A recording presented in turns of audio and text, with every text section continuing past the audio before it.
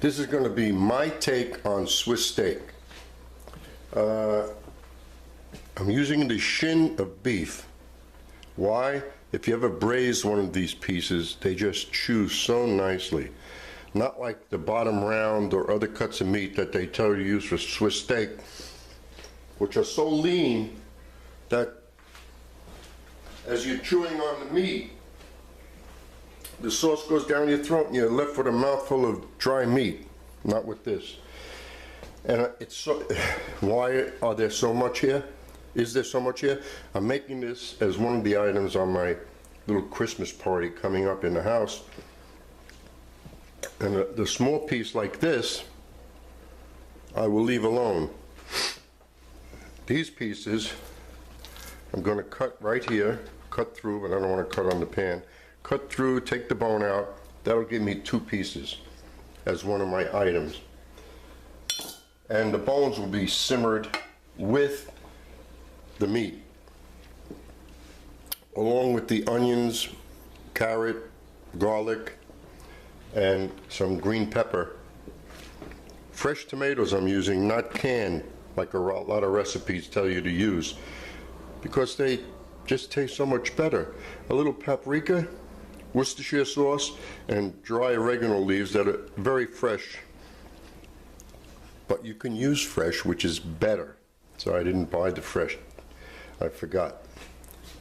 And we're going to season the meat with just salt, pepper, a little paprika, dust it in flour, saute it in oil, and then take it out, put the vegetables in, saute the vegetables a little bit, then put everything back in.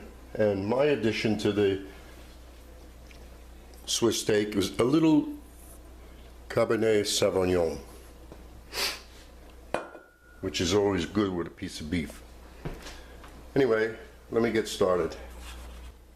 There we have all the meat seasoned and ready to be floured and sauteed. And I have the oil in there. You could always use butter if you like.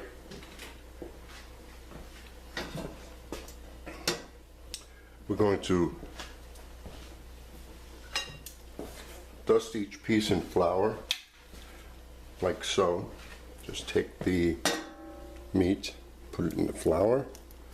Notice, no hands. Who needs that sticky flour all over? Shake it a little and just place it in there. So you do this to every piece, and I'm hopeful that all of this meat is going to fit into that pan. It will start to shrink like right away. And that's what beef does.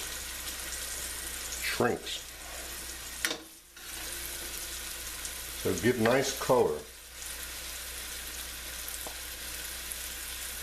Nice golden brown on both sides.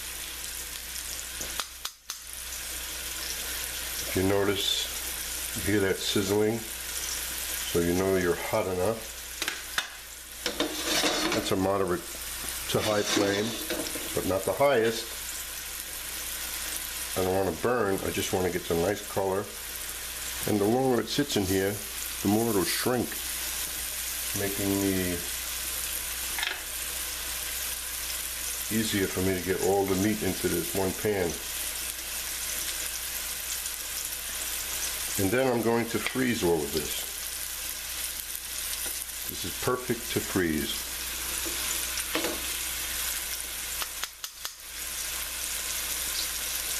That's what beef is good for, freezing.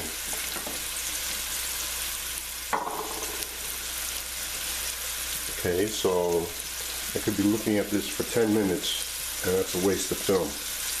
And when it's just about time to turn, I'll turn the camera back on. Take a look. Nice color.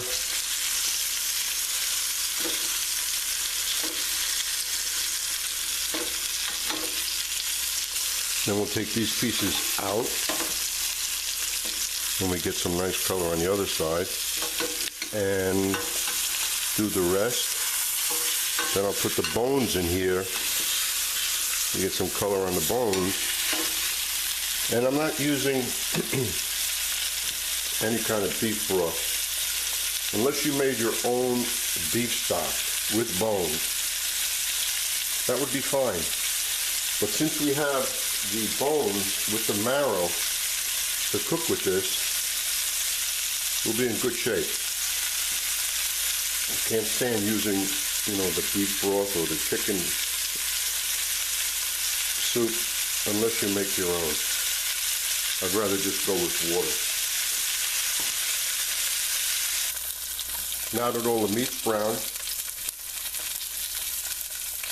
we'll put the marrow bones in there, give them a little color, but not to burn flour what's in there, because we're going to put the vegetables in there like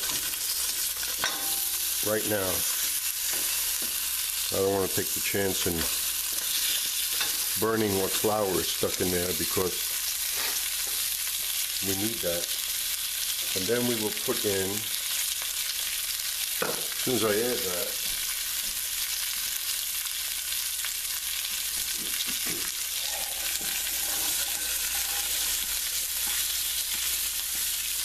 carrots, onions, garlic, and the tomatoes with the peppers.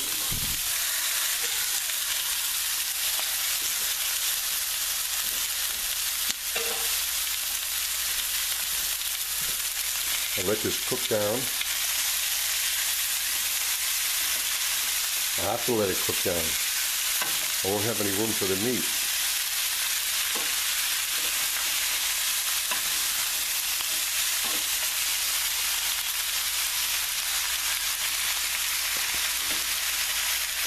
And we'll deglaze that.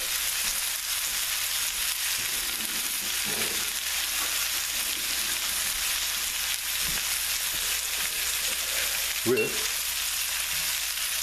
some wine.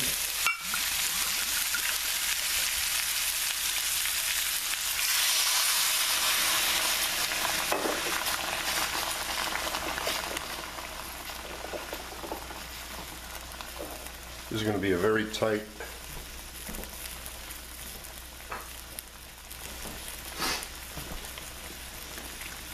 if I have a problem with all the meat, I'm just going to have to go and put it into my crock pot. But I'm pretty sure I'll get it in here. So we'll let that cook down for about 10 minutes. Actually, we don't have to wait. Let's put the meat in there. Get an idea of what's going on here. If I have to, I will just take some of it out and put another pan on the stove, which I'm going to do because this is not going to work. So, let me just cook the vegetables a little bit. Get one more pan, a little smaller than this one, and just split it in half. I should say 2/3 here, 1/3 in the other pan, and everything will work out just fine. We'll get this deglazed here. And to help it along a little bit, cover it up, and I'll come back in 15 minutes to make the separation. We don't want to forget, and I usually forget an item, so we don't want to forget the Worcestershire.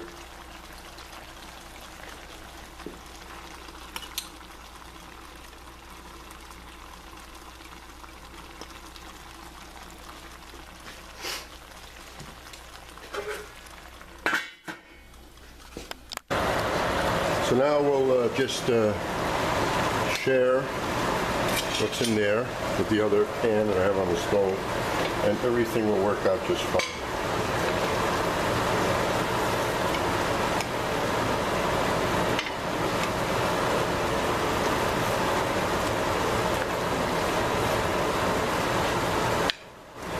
And that stays there. There's the meat. And then we'll add some water. And as soon as that comes to a boil, you're going to simmer it. Not boil it hard. There's no reason to do that.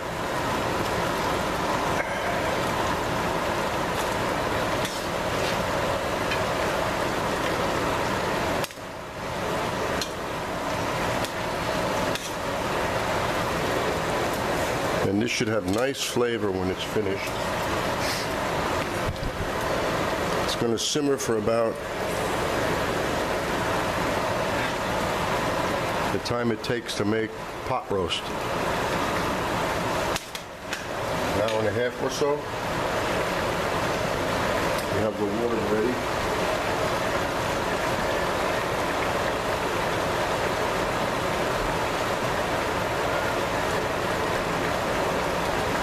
We're not boiling it, so we just put a little bit and a little bit. And this will braise.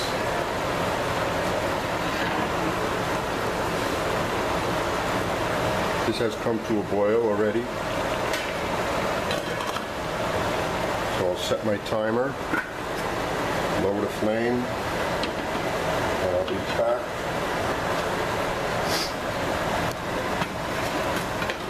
To check these in an hour, just see what they look like as far as the amount of liquid that's in there. Well, that took about an hour and 45 minutes from the time it started to simmer. Now, how do you know when the meat is done? So you take a fork and you pierce it like that. It comes out so easily, and you can even twist it and see that, the way that comes out easy. That's done. So now, all you have to do is take a little bit of that lovely sauce and put it over, and then put a piece of parsley on top, whatever, and there you have it. Now, I hope you enjoy this as much as my guests will. Very important. Now we have 2 quarts, just about 2 quarts of sauce left. The meat is in Tupperware separate. If you see the fat that's on the top, you skim the fat off. And you pour the containers back into here. And we want to wind up with just about this much sauce. So reduce it to that. And that's plenty for the amount of meat that we have. You only put a spoon or 2 on top of each piece. This way it will be more concentrated and tastier.